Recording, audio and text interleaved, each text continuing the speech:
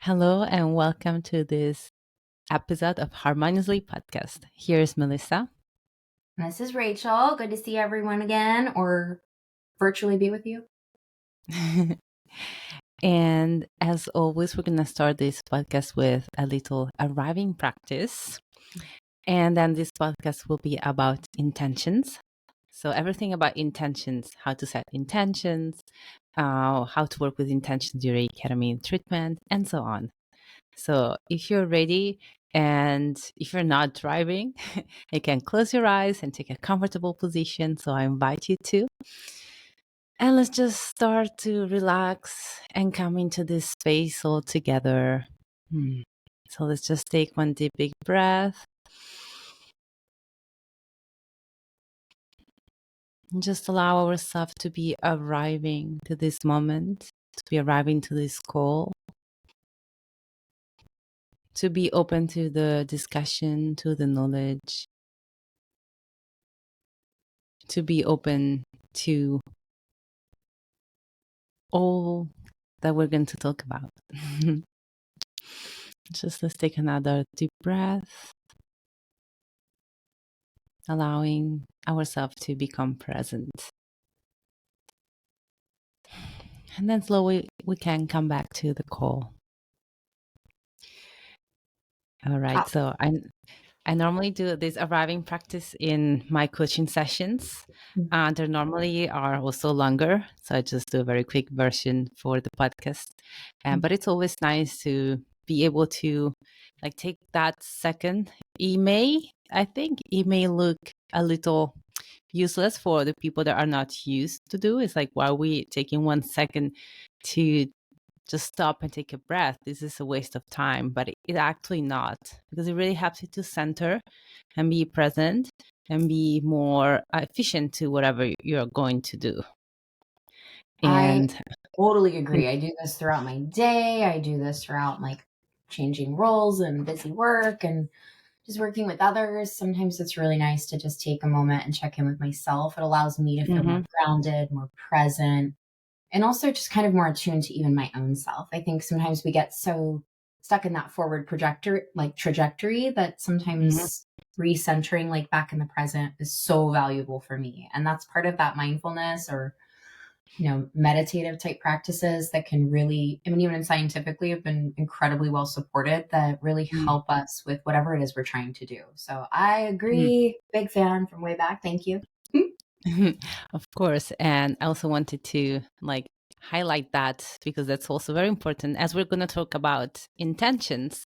Yeah. So that could be a beginning practice to think about your intention. Just take a moment to arrive into that moment before writing down what is that you want from your ketamine session, for example, as we're talking about intention for ketamine. But of course, we can also say that we can decide on intention for many other things that we want to do. It can be a session, can be a yoga class, can also be, as we just said, like your work, like you can put intention for your day and so on.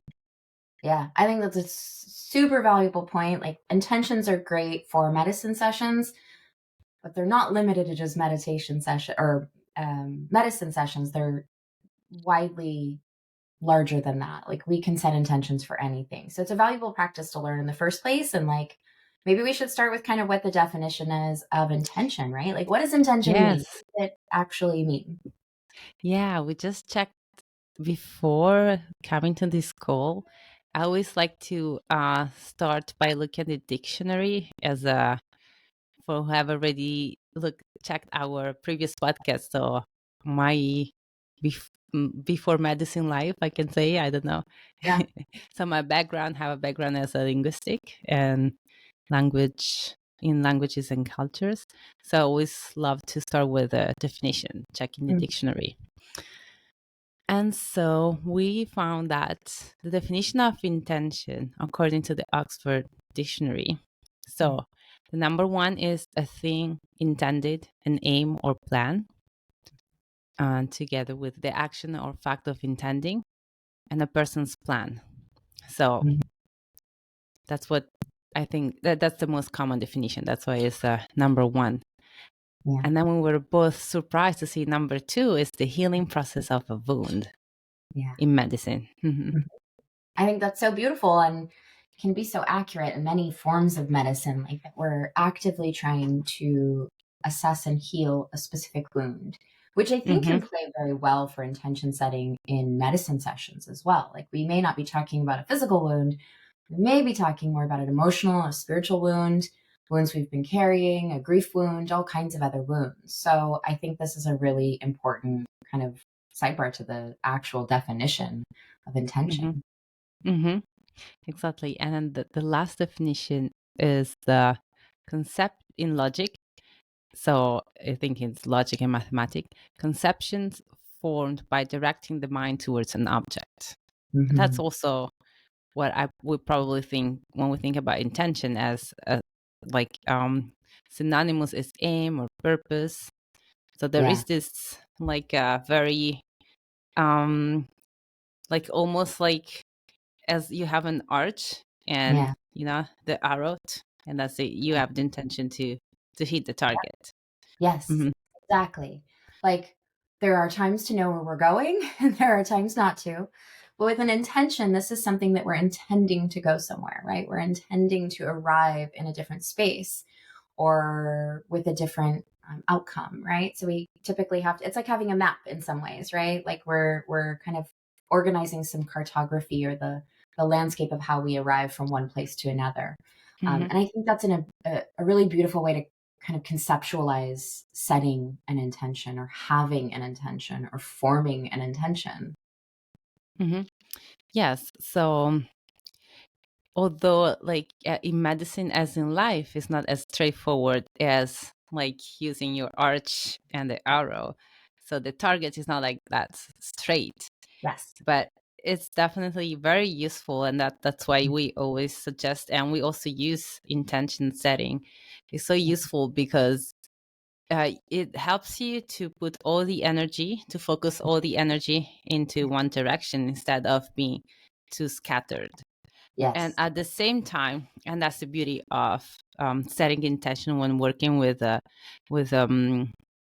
non-ordinary state of consciousness or any other psychedelic or a coach, a therapist. The beauty of this is like there's so much in just this process of setting an intention. There's so much more awareness, understanding of yourself, and healing that goes on.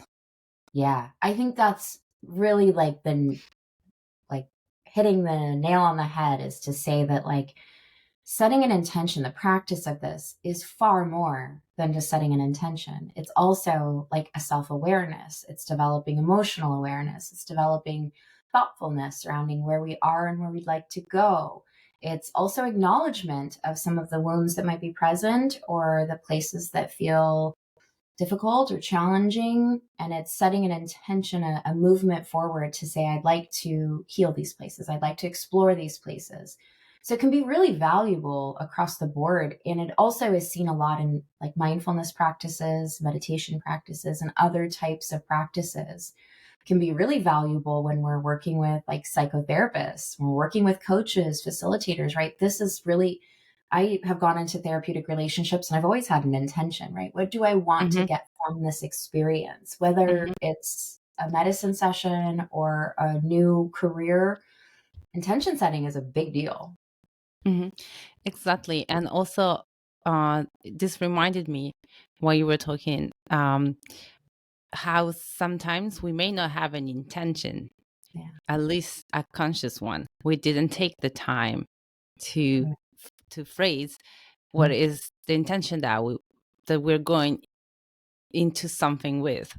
But we may have, at least for sure, we have unconscious expectations.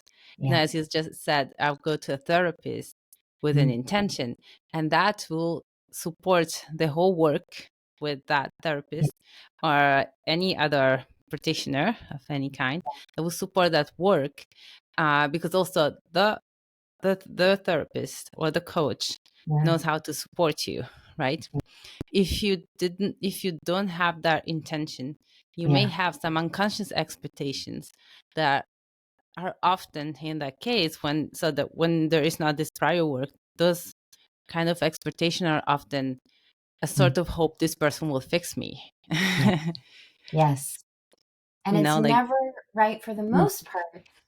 No one is ever fixing us. We are fixing us. We are learning how to fix us through others, right? And I think that's an important differentiation to make, is that most of the time, you're right, these kind of subconscious or unconscious expectations that we have without a formal intention. An intention is a conscious process, right? For the most part. Yes. But when we have these kind of expectations, we really are setting ourselves up to have disappointment, which is inevitable, right? We're all going to be disappointed in life. But it is setting up these relationships, these tools to be more disappointing if we're not aware. Because an intention already is kind of aware of what the expectation might be. It involves that. So we're able to kind of limit some of that expectation versus what our intention is. And I think the world around, right, if we talk about intention setting, there's some crossover into a lot of other territories. So goal setting, right? Similar to goal setting, similar to manifestation, right? When we talk about more of an energetic channel, we see a lot of intention or intention type work with manifesting, right? Directing our energy into more of an abundance or less scarcity or whatever it might be. So there's a lot of crossover in a lot of modalities with intention. So it's an important practice to kind of learn, yes, for medicine sessions, but also for other parts of life that it can be incredibly valuable at directing our energy or focusing our energy. And also just having that awareness of self, that we're on a journey somewhere and we're heading somewhere else. But there are some important, like, I think, caveats to intentions, right? And some other kind of guidelines that do help us when we're setting an intention.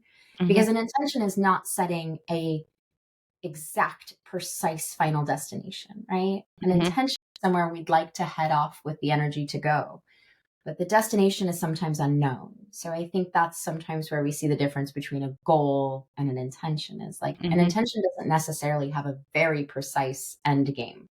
It has an opening energy to what is next, right? Do you agree with that? Yeah, it's like I would say the main difference between a goal and an intention is like a goal is very much something that we decide with our logic brain. Yeah. Okay. Yeah. Um, and an intention is more that we want to find with checking with other parts of ourselves, not just the logic brain. Yeah.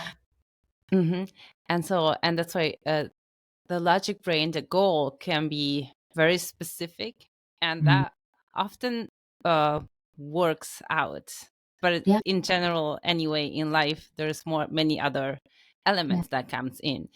And while we are thinking, while we are working on intention, as I said, we are checking with our whole being.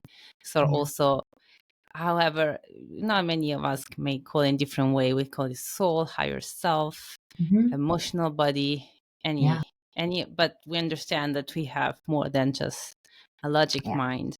And so we check with all these parts what really feels right. And that's a process. And as you said, what really feels right may not be that as specific as a goal setting, because it's not using the logic, that the logic will be that specific, right? But will be more of sort of a quality of the being. That's what I like to say, more of a quality. So quality is, in a sense, specific, but open, because it's not logically described. And also how to get there will stay open. So it's not, again, the arrow to the target that is straightforward.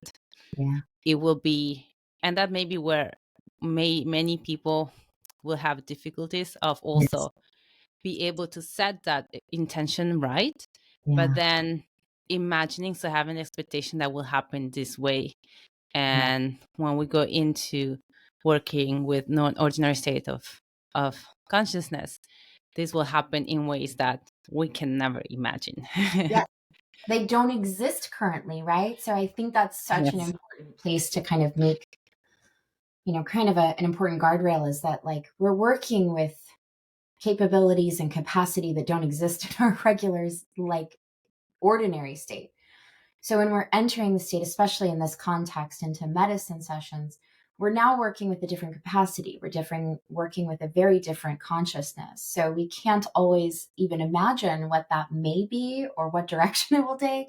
Sometimes it's got a Kundalini energy. Sometimes it's got a spiral. Sometimes it may take a few twists and turns. So it is about being open to that process, looking the way the form it takes, right? So there is Mm-hmm. an openness to it.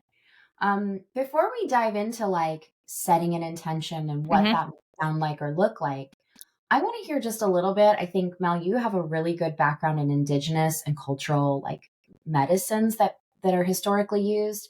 I would love to hear a little bit about like the Indigenous kind of intention setting. Like, how does Mm-hmm. that look? How long has it been used? Like, what else is it used for, especially in like ceremony or plant medicines, Mm-hmm. ayahuasca, other types of, settings? Tell me a little bit about the background of an intention. Like, this isn't something new, right?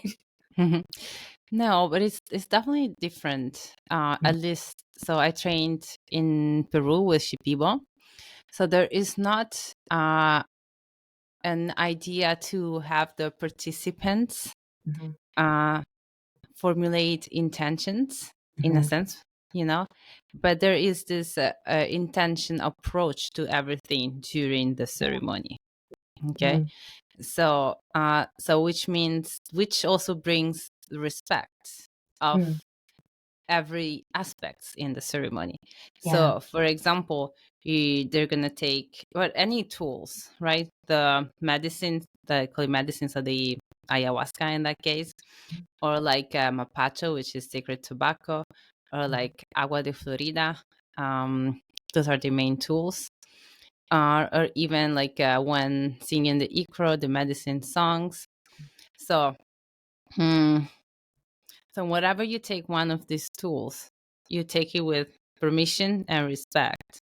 You ask for permission, and then you just don't use it that way. So, for example, mapacho is sacred tobacco that would be used to be like to clean, to oh, I have Yeah. the Yeah. I don't know where did it come from.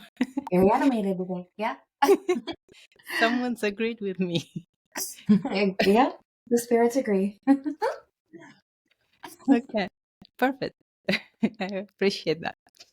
So you take, so you use it for cleansing, for protection, but when you take it, so Yeah. it's the idea is like you're programming the Mm. tool, and Yeah. so you blow your intention, say please, so please may I use you, Yeah. and I will need to use you to clean the energy of this person or Yeah. for protection. So Yeah. I let the spirit know Yeah. how I will need their assistance. Yeah. Okay. So it's very much in this way mostly. And then it's not really intention, but I would say it's part of it, because as we said, intention is almost this idea of grabbing all your energies Yeah. to be focused Yeah. into, just be Mm. focused. So this centeredness and focus is Mhm. what you use during the medicine songs, the ikros. Yeah. So these are how they use intentions in those Yeah. circles. So it's almost like intention is embedded into like all aspects without Mm-hmm. it being this formal kind of personal intention. It almost feels like a community or like a fabric of intention, right? Everything has an intentional or purpose, a plan, a place, and is respected as such with thoughtfulness, right? Like it's Mm-hmm. really cloaked in this kind of thoughtful purpose, right? Yeah. So I love that aspect. Do you ever find that in other medicine ceremony or sessions that the like individuals participant, do we, is it ever something that we discuss an intention, or like how does that work in other ceremony? Have you ever used like a personal intention setting in any Mm-hmm. other kind of in more an indigenous medicine? I mean, yes, when I do ceremonies, I always um, ask all the participants to share their intentions before the ceremony starts. Mm-hmm. Um, but as I said, like the Indigenous people don't, would not ask each Yeah. person. Yeah. But I would personally do. And also because I'm a coach and I Yeah. really like to support people in guiding them in setting intentions. Yeah. So it's beautiful to review the intention before, says the circle, before the ceremony starts, and having a sharing circle all together. And I also find it very useful. As we said before, setting Yeah. intention is a process itself.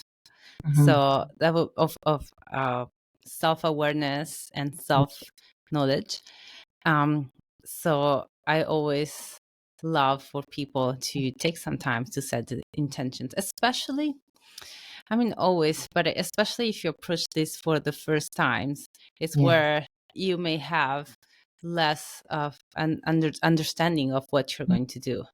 And Yeah. after that, when you understand the process, then you're able yourself to set more intention, work Mm-hmm. with this medicine your Mm-hmm. own way, and so on. Yeah.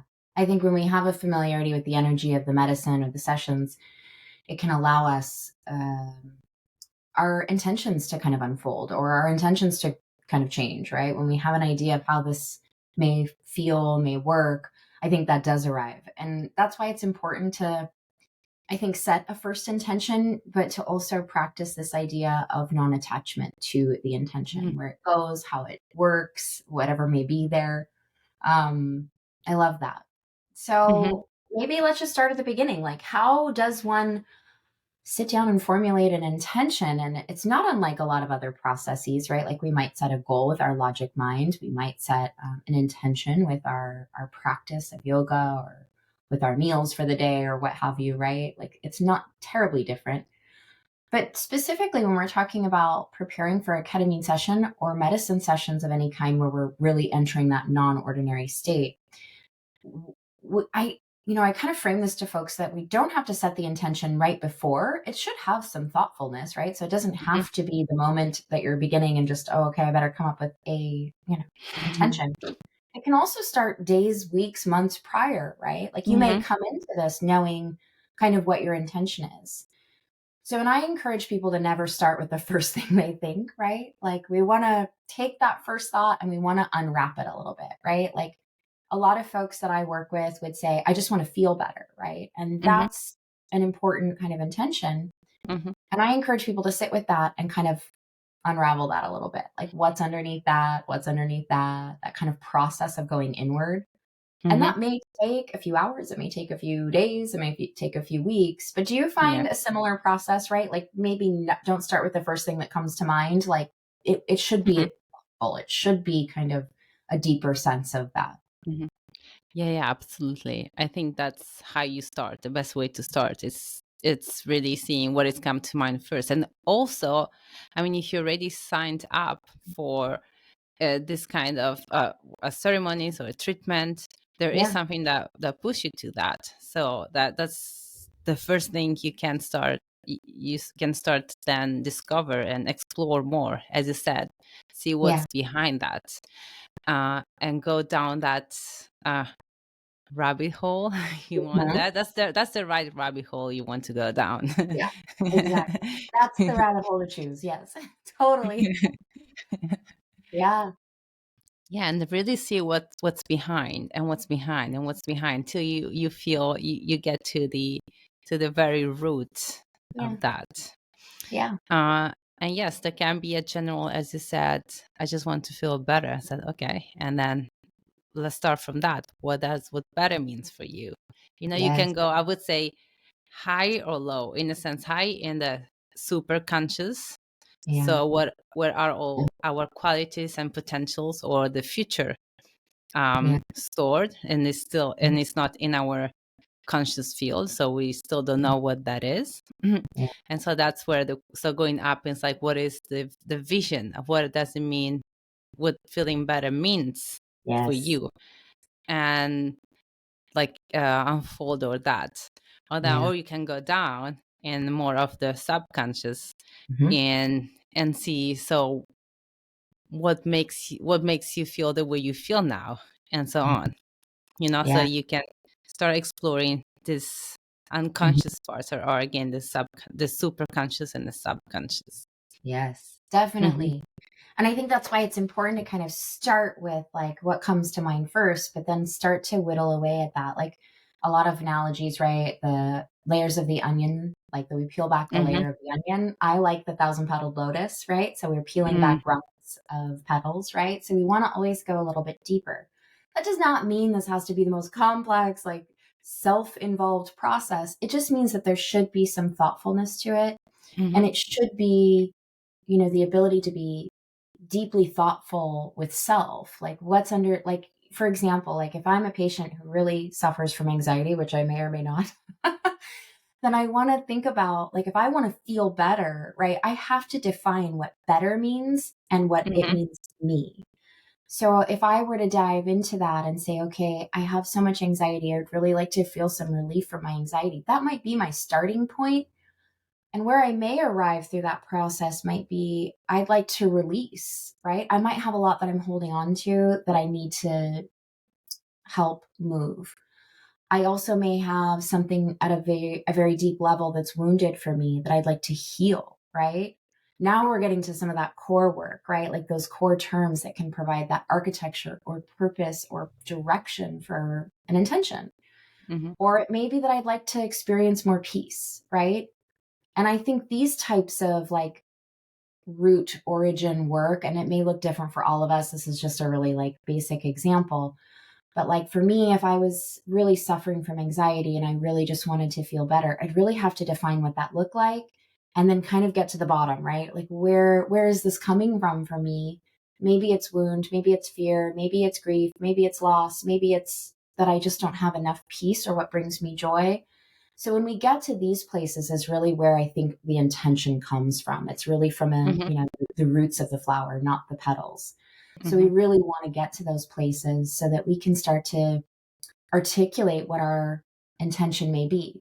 But that's not to say that there's like one right answer either, right? Like I've had some intentions that I thought were like what my intention was and had them shift or change. And that's okay too. These are fluid. They are not static. They're not gospel. They're not religion. It's very simple and it's very personal. So like everything in life, it may alter, it may shift, it may change. Sometimes I find if I have time, I'll actually set my intention in my dream state as I go into sleep. I will actually set this intention with my subconscious in dream and see what comes of it first. And I may even find different layers of it through that subconscious process for myself, where I'll almost see, oh, that's actually not it. It's something over here, right? We may be looking over here, but it's something over here. So I think there's lots of different ways to kind of unfold this or work with your subconscious. This is definitely something that I think coaching, psychotherapy, facilitation can be incredibly valuable at helping us learn the process for ourselves on how to set an intention. Do you agree? Yeah, absolutely. I love what you just said. And yeah, as you said, it's really finding what it means for you, what it means being joyful, what it means being at peace. Yeah. It's really finding that definition for yourself, because we're often stuck and there's a lot of the symptoms, we can say, the anxiety, depression, that comes also from societal expectations or societal definition of how life should be, and we are just trying to fit into a box that does not correspond to who we are. And so that's why it's so important to find what is our definition of that, because we are building our own life. Or I like that you used the lotus as feeling the petals, but at the same time we can also say that we are all of us, each one of us, we are all our own unique seed. And so the way we're gonna flourish or blossom will be so different than anything else around. And so with these non-ordinary states of mind, with the therapist, with the coach, with these processes, that's what we're looking for. And the intention setting that will help us to really find what it means for us. Yeah. and the medicine and the treatment and the process and the program and so on, whatever you Yeah. choose to go, you choose to use ketamine or other plant Yeah. medicine or therapist or coaching, whatever feels right for you, that will Yeah. support you to find your way to build your path. I think you touched on something so imperative, and I don't mean to make a huge deviation here, but it is about creating this inner language, right? We want to really be in dialogue with self. And I don't mean that like in the logic brain. I mean that like we're creating language for ourself. Where do I feel pain? Where do I feel grief? Like, how does grief feel for me? Like, it's getting in touch with our emotional body, our physical body, our spiritual body. And that really is the process of, what comes following that integration process, right? Is like making all of those layers fold in nicely. But I think weaving those fabrics together. But from an intention standpoint, it's almost like intentions is kind of where integration starts. So I love that Absolutely. idea of that continuum, right? And I think it really is. And I think, in many psychotherapeutic relationships, coaching relationships, spiritual relationships, we find that we're really there to learn how to talk with self, right? How to be attuned to our own self. And in order to do that, sometimes we have to create language or patterns that allow us to do so. Because oftentimes, I think I find this with clients over and over again, including myself and the people I know and love, is that we come here with a lot of programming, right? A lot of really preset, detailed, like programming in our brain. Some of this is societal, right? Some of this is parental, our upbringing. Some of this is just stuff we've picked up along the way as little shortcuts. Our brain does that. It looks for shortcuts to do things easier. They're not always effective. So really, there is quite a bit of programming that we must overcome to really get to those deeper places. But this is that process. This is what we have to do to get to that. And this is like a bigger process at large, right? Like this is the process that really helps us with all of the things. It's creating this internal language and this ability to kind of identify self and feeling body and spiritual body and physical body, right? Do you think that Yeah, resonates? absolutely. And I wanted to add on the, let's say, external influences, also Yeah. the language itself, the Yes. language that we use, because the language is like an heritage from our ancestrals and has specific meaning. That's why, Mhm. and that's what we started with this episode with, looking at the dictionary, right? Yeah. Also be surprised of certain definitions. Yeah. And anyway, the languages, so we can explain it almost on a, if you want, more esoteric way of saying Yeah. carries energies and Yeah. it's true, but also we can also be more scientific and just say, so in our brain, right, there is um different parts of the brain that are dedicated to languages, Mhm. to the acquisition of languages and the use of languages, and they create our actual structure, right? And it's uh, so we finished to acquire our native language at 7 years old, right? Yeah. And the language is stored in the reptilian brain, while Mhm. like foreign languages are stored in the cortex, right? Mhm. Yeah. So it's really the reptilian brain that is the most ancient one. So it's really, Yeah. really sort of bypass a lot of our conscious mind, right? Yes. And so it's Definitely. really the language create structures in Mhm. our brain of how we see the world. Yeah. And so much so that, for example, there are certain languages, and there's a branch of linguistics that is dedicated to this. Yeah. Um, there are certain languages that don't have certain colors. Okay. Wow. And if you don't have that color in your language, you don't see that color. Can you imagine? It Wow. sounds like, how can Yeah. I not see a color? But you cannot.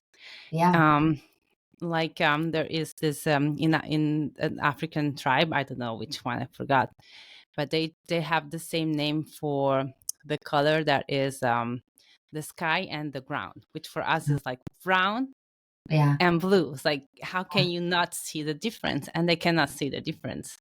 Well, Wow. at the same time, they have two different names for another color, and I forgot. And I was so surprised that I could not see the difference, because in our language, so Yeah. either Italian but also English, we don't have that differentiation. Yeah. I think that's incredible. And what an analogy, right, to describe Yeah. how these presets get like programmed into our brain through language, through this architecture of language to make sense of the world around us, and yet may look so differently for all of us, right? Like Mm-hmm. like imagine what that could do on the subconscious level, on the Yeah. conscious level, to like how we understand self, emotions, connection, comfort, like any of the other things, right? Like Mm-hmm. this is such a deep concept. So I guess it's worth saying that, right? Like we just have to acknowledge that it exists, right? Like that this Mm-hmm. is here. We Yes. have subconscious programming, we have unconscious programming And from it's useful the moment somehow. here. Yeah. It's useful. We need the language. Yeah. Uh, mm-hmm. Yeah. But we also need, as you said, to acknowledge that Yes. this limits us in some way. And Yes. so finding our own internal language, our own internal definitions to Yes. build our path once again. Yes. And I think, that definitely reaches out into the nebulous space of like intention setting. But I think it really encompasses some of the road that's laid here and some of the like the ways that we navigate learning this process. But to bring it back to like setting the intention, we've already kind of discussed that it doesn't have to start right away. It could start days, weeks, or months prior, right? This process may have been started years earlier for you, right? And you're moving to Mm-hmm. your first or second, session with medicine, with ketamine. So I guess we can unwrap a little bit about what that looks like and where to place this intention, right? Because it really is an energy. And I've said that, but we've talked a lot about language. So and you've talked about this really beautiful act of sharing the intention in ceremony, which I love. There is something different that happens in our brain when we use the language and we speak it, right? There is a Mm-hmm. different process that happens here. We've put it into the world, we've released its energy, we've moved it out of us into another space, we've shared it. So I think that can also play here. And I often will have people either write out intentions, because that's a different part of the brain that we access, or use language to share them with their peer support. Like maybe you have a moment where we've had stillness and we've had kind of a thoughtfulness moving into our medication sessions. And maybe we do share it with our support person. I always do, because I like to say it. It almost is this vulnerable moment of like me putting it out into the ether, into the world, and releasing it from myself, but giving it some direction, right? So I Mm-hmm. love to be able to say it.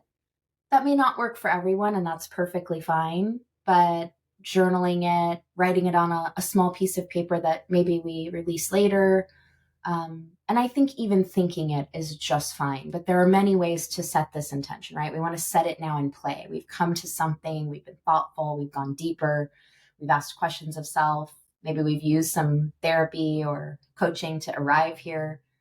How do we make this kind of intention? How do we release this intention into the medicine? Like it can look differently. Any Mm-hmm. other ideas you have about like setting this intention before our medicine sessions? So you mean, so once you already work on the intention, we have the intention, the session now is starting, how Yeah. give it to, Yeah. um, like this just come from my, how you say, my knowledge, or what I'm used to do with ayahuasca. Yeah. It's really like before taking the medicine, Mhm. really like with your breath, Mhm. or you connect with your heart with your breath, like Yeah. really Yeah. blowing. And Mhm. it's that's again, it comes from the tribes in Peru, Yeah. but also many other tribes that work with ayahuasca, and it's really blowing your breath, Yeah. send your intention, Mm. and you remember breath is life, you Yeah. know, breath is life. So you just start to connect and send your life, your intention that becomes alive to the medicine. Yeah. I You know, love without that breath process. we don't live. Sorry. I love that process. It's like Oh yeah. you're blowing your intention to life in that way, Mhm. right? And Mhm. you're sharing that energy with the medicine or with Mhm.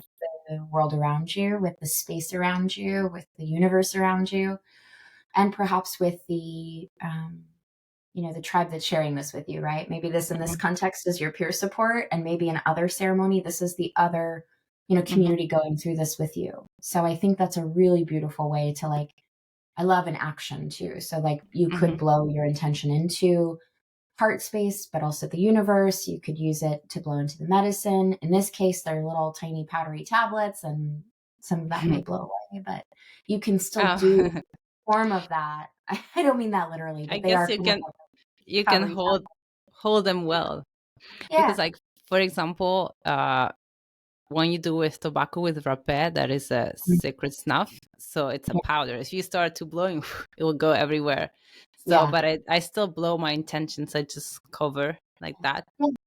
and Yeah. just blow through my hand, so it doesn't blow. Yeah. It doesn't fly everywhere. I So love that's, that. I guess, with the tablets, you could, Yeah. if it's something that resonates with you, you could do the same. Yeah. I love that. So that's a beautiful kind of more indigenous practice we could bring forward into ketamine treatment. If that's too much for you, or maybe too spiritual or too ceremonious, I think the other acts are writing it down, right? We can journal it or set it out with us in a written form. Mhm. Some people have even made little note cards that they keep in front of them as they're Mm, going through the beginning of this. So they're able to visualize it outside and mm, inside in some ways. You mhm, could share it with the peer support person with you and kind of have a moment of like honoring that energy moving out of you and into the subconscious, or universe, or the medicine session itself. You could also just spend a thoughtful moment thinking this, right? Almost in a mhm, prayer, mantra, or chant. You're welcome to keep this to yourself and something that's really inside. mhm, Maybe we do this while we're I oftentimes, as we start a ketamine session, there is this kind of dwell period where we'll hold the medicine in our mouth for 10 or 15 minutes in most cases. So that does give us some time that it's nice to have a distraction, because the medicine doesn't taste wonderful. So it can be nice to be, okay, medicine's in, I'm going to sit with my intentions now, right? So this may be just a process of setting maybe some breath work first, maybe a blessing for self and the space to come. Maybe there's some aspect of ceremony for you that feels right.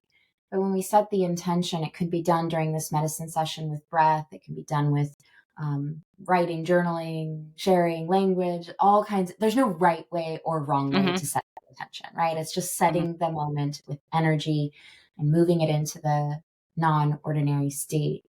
So what happens to the intention once we've moved into this, like, mhm. past this liminal state into the non-ordinary? Like, what happens Mm. to this intention? What do we do with it now?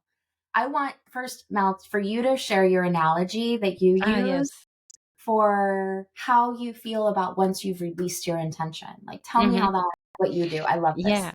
we were discussing about the non-attachment part, Yes. because we discussed so far how important it is to have an intention, how important it is to work with intention, right? Or how important it is to grab all this energy, that Yeah. to focus towards your target, even though we said that it's not straightforward as the arrow Yeah. to the target, but Yeah. still we talk about the target. But then we also acknowledge before starting the podcast, like how the non-attachment Yeah. part is very important. So, Yes. and now I think there's can be a confusion now. It's like, Yes. how am I supposed to have to work on intention maybe for a Yeah. week, Yeah. months, years beforehand, and Yeah. then and so focus all this energy and then don't care about it, like Yeah. detach, right? Mm-hmm. Mm-hmm. And it probably sounds very confusing for our logic brain, as we said Yes. before. So the goal setting part of the mind is like, how do I Yeah. have a goal? And I have the goal and now forget about it. Yeah. But that's how it works, how it works for medicine, for manifestation. And so the analogy that I shared with Rachel before, and I'll share with all of you, that I think that works for me at least. It's like, imagine that I have this balloon. So I Yeah. blew all the intentions in this balloon, like in helium gas, right? That flows. So it's like I put all my intention, create this balloon, very nice, perfect. And now at this point, I let it go to the Yeah. universe, trusting that then Yeah. it will come back the way is that is perfect, the way that is meant to be. But really, it's really, I really like this analogy, because like you have all the intention and you want it so much, but unless you don't let go this balloon, or Yep. even like the Chinese lamp, that's nice also, whatever you like more. Yep. Unless you don't let go to fly, Yeah. it won't happen. Yes. It can't do anything stuck inside of you, right? Like if we hold on to it. But I think you're right. It can be really confusing for our logic brain, those especially that are very logic dominant, to just abandon this intention all of a sudden, right? Because it does feel like we've spent all this time and focus and cultivation of this, like this baby intention, and now we're just going to abandon it. But that's the point. We want to release it. We are not attached to the path it takes to find its outcome. We're releasing it Mhm. to the universe. This is also really tied into a lot of manifestation, like Yes. processes, right? Mhm. Cannot be so attached, because what that does is it really constricts the energy.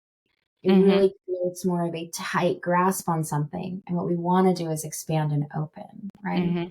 So we have to have this ability to let it go and to release it with love and compassion into the universe. Yeah. So to allow that energy to continue how it needs to work, right? Or what Mhm. needs to happen here, or how that may manifest, right? Yeah. And I think that that's where people get, because it's not logical, right? It doesn't fit No. in our logic brain at all. But it does have another, like for me, I have a felt sense that that is true. So like for me, Mhm. somewhere in my emotional body, that like makes a ton of sense to me. It's like, oh yeah, Mhm. absolutely. You gotta let that stuff go. You spend time cultivating it, but then you have to release it. And I spent a very long time in my therapeutic journey learning that. But now I have a felt sense that that feels right for me Mhm. to let something go, to release it out there, knowing that trusting that it will be handled the way it should, and that I may not be aware, like I may not be able to tolerate or have capacity for how that should unfold, how that should work itself out, right? Mhm. Yeah, exactly. And that's why I love that analogy, at least for myself. But yeah, everyone is welcome to use it, because Yeah. it's as you said, like, if the balloon is here, or the Chinese lamp with the light, Yeah. right? Both are nice. You're not allowed to let it go, and that's why when you let it go, that what helps me is like imagine how beautiful it is to see him flying out in the sky, Yeah. and that's when you Yeah. said the expansion, and Mhm. it's just like, okay, I'm just gonna unfold where this Mhm. lamp will go in the sky, and just look at it. It's like, oh, how beautiful. I Well, and created you this think intention, about it goes. maybe there are other people on other banks looking at this beautiful lantern that Of didn't course, release yes. it and get to share it, right? Like there's all these other beautiful aspects that we don't even get to, because we're so egocentric often in our cultures, especially Western cultures, that we don't even understand the way that this energy may need to impact the rest of the universe, right? Like the release, the universe knows what to do with it. The earth knows what to do with it, right? Those energies we're already sharing, hey, we don't know the pathway through this. We're Hmm. open to you helping show us, right? Hmm. That can be a really important part of these medicine sessions having efficacy, right? Like having an experiential benefit. But I think it's Hmm. important to note that, like, I always tell people this, and this is part of that non attachment. Because sometimes if we pick a really specific goal, which is why I think some of these intentions need to be not terribly specific, right? Because you may Hmm. get to the bottom of that rabbit hole internally and figure out, oh, gosh, it's my 5-year-old self that I really want to forgive for this thing, or my parent, this one person I really want to release. That may be very true and very valuable information. But almost we have to take that and say, okay, how do I wrap that up into a nice generalized kind of intention, right? To heal a wound, to explore a version of self, to find more peace.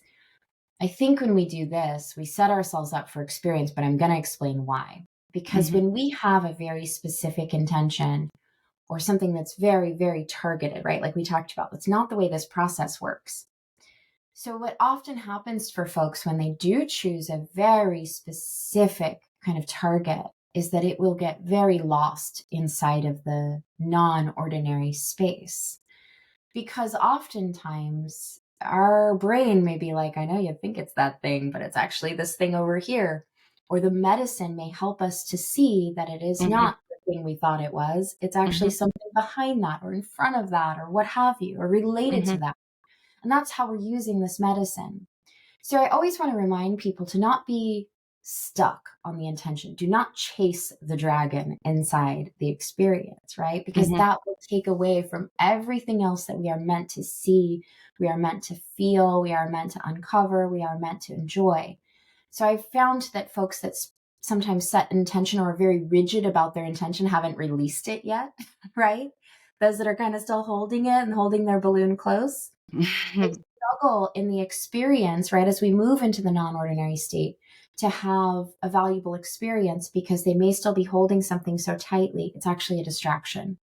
So it's really this process of being able to release it and keep this kind of, I don't know, thoughtful, mindful architecture to the experience.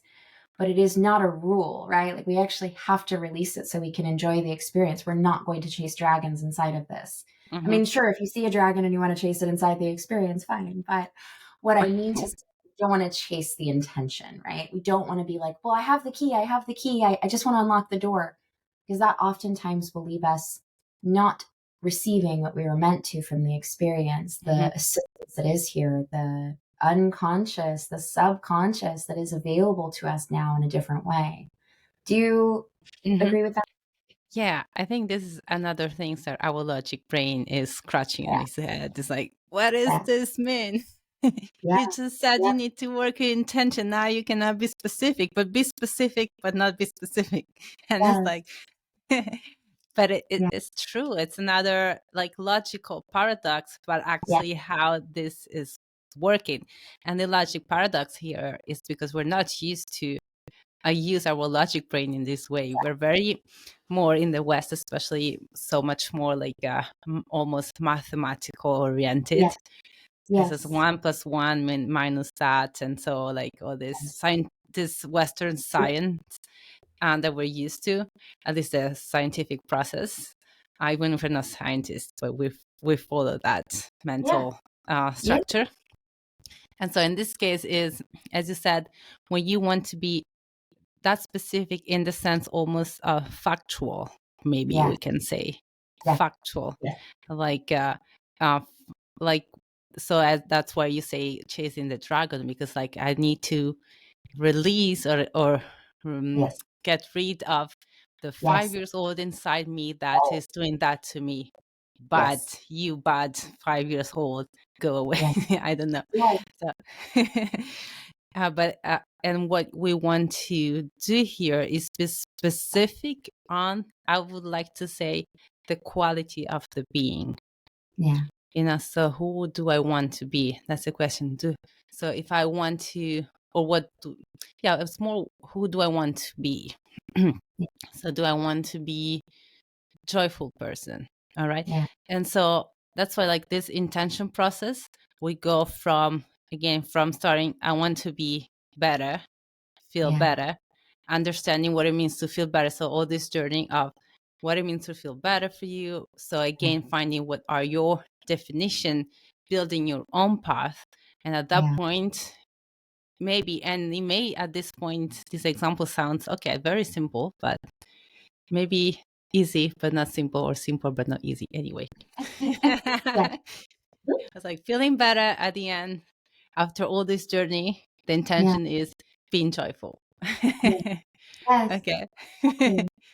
And, but all in between, all this process in between was very important. And we found that the quality of the being is being joyful. And so that's the intention, that it's open. It's an open intention. And allow this non-ordinary state of mind to find what it means to be joyful for you. That in an ordinary state of mind you were not able to find so far, and that will support you to that's what it means to be joyful, because finally you will experience deeply inside you what it means, and now you know, and so now you can bring it to your daily life. I think that's exactly, and that is like the kind of overarching process.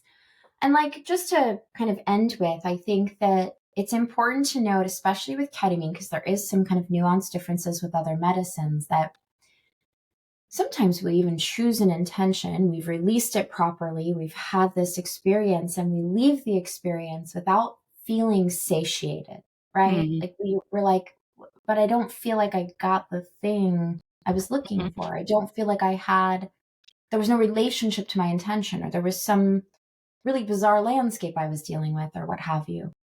I think it's important to note that that's common with ketamine experiences. They sometimes can appear chaotic. They sometimes can appear um, more fragmented in some ways. They can sometimes have a quality to them that isn't always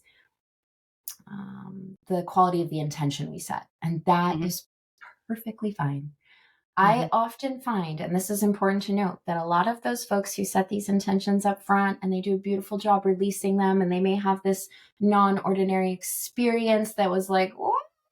Or really confusing or chaotic or whatever it might be, they find that satiation or that kind of satiety as they follow in the days like the days following experiences. So, Mm-hmm. right, it's important to note that the intention isn't always something that we address inside of the experience. Sometimes the experience has a different energy to it or a different quality to it that maybe needs to be there for its reason.